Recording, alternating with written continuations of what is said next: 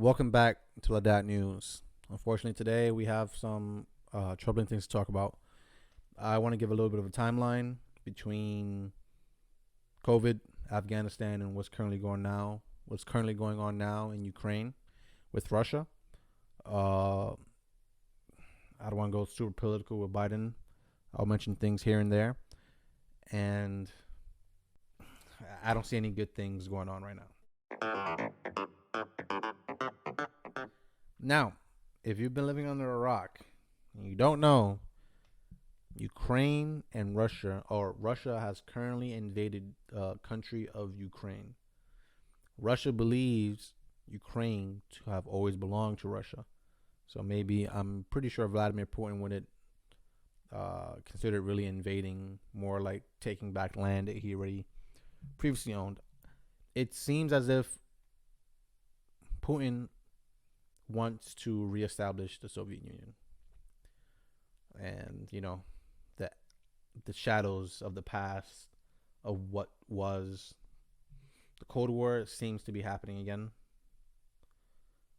We also have an issue with the precedent this might set for China. I mean, China already took back Hong Kong. I think they have their eyes set on Taiwan now, and they're waiting to see how the world responds to Russia in their invasion of Ukraine so that China can take over Taiwan. 2 years ago, or I believe it was 2 years ago, don't exactly quote me on that, when China took over Hong Kong again, no alarms were raised. That is a bad precedent that might have led to Putin and Russia invading Ukraine currently. Troubling times. Also, if you guys didn't know, we have been relying on Russian oil, or the world has been relying on Russian oil for a couple of years now, especially after the Keystone pipeline was shut down over here in America.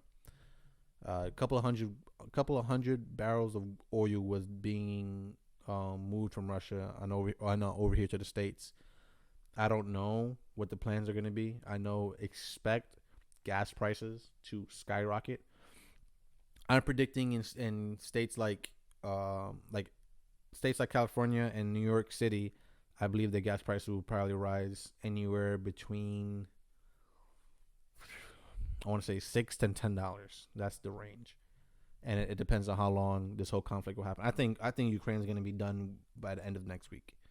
I don't see Ukraine defending themselves well enough for an extended amount of time, especially since Russia hasn't sent even their entire army. They sent, I want to say it's a meager force. It's a meager force for Russia, but it's a gigantic force for Ukraine. And I don't see any way that Ukraine can actually battle back effectively enough to secure itself. NATO is using, I'm not sure I'm trying to remember the name of the group. I think it's the NATO Defense Group. If I'm getting it wrong, there'll be a clip here or here or here on the exact group they are activating. I'm pretty sure it's the NATO Defense Group has been activated, which is every country that's within NATO are sending some military. This does not mean they're sending military to Ukraine to defend Ukraine from Russia. That is not what they're doing, as of reports so far. What they are doing is that they are sending these forces to European nations, or any nation within NATO, so they can have some type of defense against any pushing that Putin might do after Ukraine. This is bad. This is bad because some Americans want Biden to actually go to war. Most Americans, I believe, do not want Biden to go to war. The issue is, regardless of what decision Biden decides to do, one, if he decides to attack Russia, that would initiate World War III. And then his end game for virtually, I don't want to say virtually anyone, but this is the first time in human history where two countries will go to war that have the power to annihilate the entire other country with just nuclear power. That is a scary thought. This is also the first time in history where two countries have the cyber the cyber capability of shutting down an entire other country, which is also scary. You gotta do is flip one switch on one pipe that controls a gas line, and a whole city block can disappear off the face of the earth. This is very scary times. Here's the flip side: if we do not do anything, this sets a horrible precedent for the rest of the world and any other. If you are a country that has either a dictatorship or an authoritative regime or whatever, like, you are not scared of the West. Why would you be scared? Right? If you are a country that wants to be part of NATO and you have not been let in now, and they trying to tell you to disarm yourselves, get rid of nuclear bombs, do not get rid of your nuclear arsenal. It is silly because they are not letting you in inside of NATO because they will defend their own self-interest, and you really don't matter. What they want to do is just have less people with nuclear power.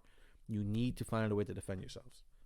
Right now, they are handing out AKs and just ARs in general to the populace of Ukraine to defend themselves. I think they passed a law, or they sanctioned a law, or whatever military powers the president of Ukraine has currently, that any male from 18 to 60 is not allowed to leave the country, and they must pick up a weapon and defend their country. This is step one. And I'm gonna do a little bit of timeline so you guys can understand. You draw whatever pictures you want to draw. Let's go for instance with China.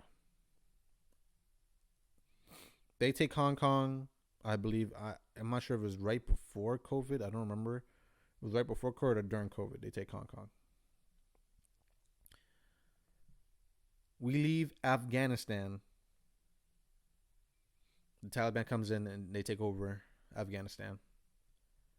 We start to leave Ukraine, or we start taking all our personnel from Ukraine. Ukraine gets taken over by the Russians. Right now, I don't know any move we could have done because I don't know a lot about military defense and whatnot. I would like to think that if we had put military people on, well, our soldiers or on Ukraine to either help them train their army or just have our people there, I think it's less likely that Putin invades Russia, because that would be seen as an act of war while we have our personnel there. But I don't know. That maybe that just might be wishful thinking. Maybe that's just me thinking this could have been avoidable. I think Putin has been planning this for a long, long, long time. And the best option and the suckiest option is to do nothing. But we do nothing and we set ourselves for failure in the future. And that's what we're struggling with now. And I don't have all the answers. This has been Lidat News. I'll try to keep you guys updated as much as I can. Peace out.